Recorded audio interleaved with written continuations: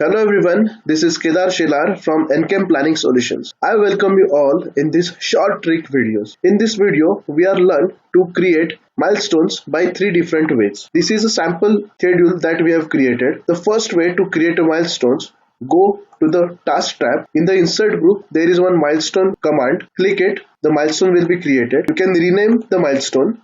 See, the milestone is created. You can see here in the Gantt chart.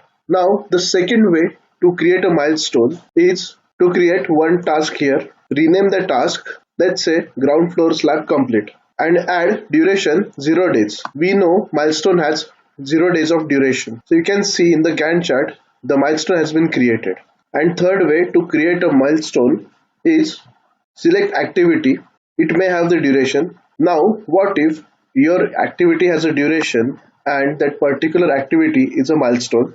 How to convert that activity into the milestone? Just double click on the activity, go to the advanced. Here there is one option, mark task as a milestone. Select this task and say OK. You can see the activity with duration could be converted into the milestones. Thank you for watching. Please like, share and subscribe our YouTube channel. Thank you.